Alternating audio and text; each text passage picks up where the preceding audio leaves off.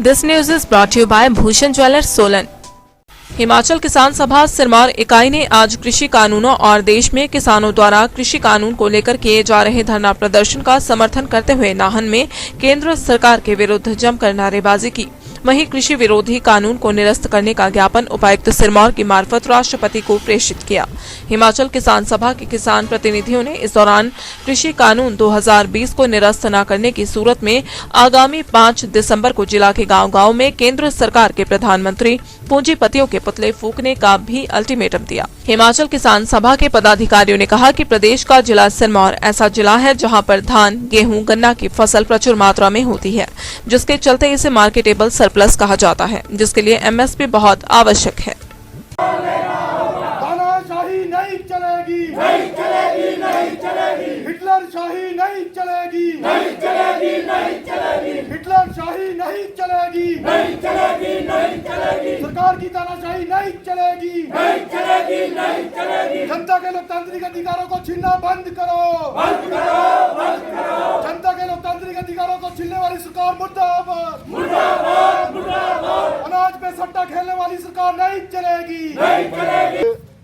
पूरे देश के अंदर इस बात को लेकर कि अप्रैल माह से लेकर अभी तक कोविड-19 के चलते जहां पर लोगों की, किसानों, मजदूरों, छोटा व्यापार, आम काम करने वाले लोगों की जिंदगियां बर्बाद हुई है और जहां पर लोग इस लॉकडाउन और कोरोना के चलते वो घरों के अंदर थे, बाहर नहीं निकल सकते थे, उस अवसर का पूरा फायदा उठाकर आप देखते हैं कि 5 जून 2020 को हमारे देश के अंदर केंद्र की सरकार ने संसद के अंदर 3 कृषि कानून पारित किए और इसके साथ साथ इस अवसर का फायदा उठाकर नया बिजली कानून 2020 भी इस दौरान पास किया गया।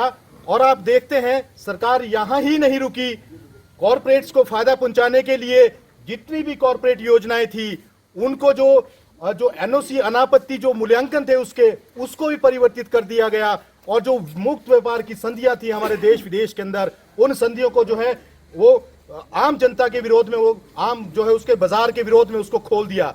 इसके विरोध में जहां देश का पूरा किसान आज देश की राजधानी दिल्ली के बॉर्डर पर डटा हुआ है, उसी समर्थन में आज हम यहाँ पर ये कहने के लिए आए हैं कि जो आपने ये कृषि कानून लेकर आए हैं ये काले कानून है। आपने जो है आवश्यक वस्तु कानून 1925 में बदलाव किया है।